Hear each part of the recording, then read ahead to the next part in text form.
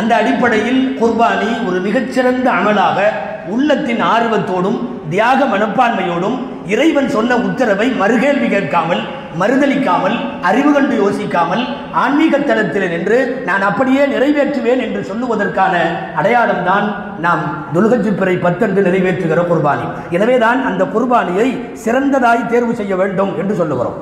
கொம்பு ஒடிந்தவை வேண்டாம், நொண்டியானவை வேண்டாம், குருடானவைகள் வேண்டாம், நோயினால் தேகம் மெலிந்தவைகள் வேண்டாம் என்றெல்லாம் ஆட்டினுடைய தரங்களை பற்றி கூட நபிகள் நாயகம் ஸல்லல்லாஹு அலைஹி வஸல்லம் தங்களுடைய வார்த்தைகளில் பேசியிருக்கிறார்கள்.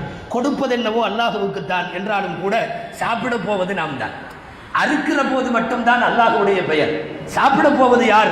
அது இந்த உம்மத்து தான். பொதுவாக உயர்ந்தவர்களுக்கு அன்பளிப்பு தருகிற போது வாங்குவதை போன்று வாங்கி கொண்டு திருப்பி கொடுத்து விடுவார்கள். அக்கால அரசர்களுக்கு அன்பளிப்பு கொண்டு வருவார்கள்.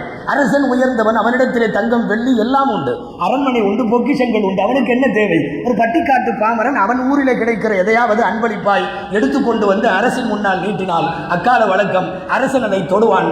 தொட்டுவிட்டு நீ வைத்துக்கொள் என்பான். அது அரசன் ஏற்றுக்கொண்டான் என்பதற்கு அர்த்தமாம். அவன் தொட்டுவிட்டு நீங்களே வைத்துக் கொள்ளுங்கள் என்று சொல்லுவது போல நாம் பிராணியை வாங்குகிறோம், அல்லாஹ்விற்காக என்று சொல்லுகிறோம், பிஸ்மில்லாஹி அல்லாஹு அக்பர் என்று அறுப்போம். ஆனால் அதை நீயே சாப்பிட்டுக்கொள் என்பது போன்று திருநாமம் மட்டும்தான் அல்லாஹ்வுடைய திருநாமம். அதனுடைய இறைச்சிகளை சாப்பிடுவது நாம். அப்ப அல்லாஹ்விடம் போவது அவனுடைய பெயர் கூறுகிறோம் என்கிற சிந்தனை தான்.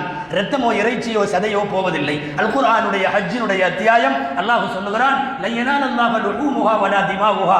இறைச்சிகளோ இரத்தங்களோ அல்லாஹ்வை சென்றடைவதில்லை. வலாக்கின் யனாலுஹு தக்வா மின்கும். உங்களிலே இருக்கிற இறையச்சம் தான் அல்லாஹ்வை போய் சேரும் என்று சொல்லுகிறான் அல்லாஹு ஜல்ல ஷானுஹு தஆலா. அந்த அடிப்படையில் உயர்ந்த குர்பானியை நபிமார்களின் சுன்னத் என்ற அடிப்படையில் அம்ர தஅப்புதி, இது ஒரு வழிபாடு, இதிலே மாற்றாக யோசிக்க கூடாது என்கிற சிந்தனையோடு நாம் குர்பானியை கொடுக்க வேண்டும்.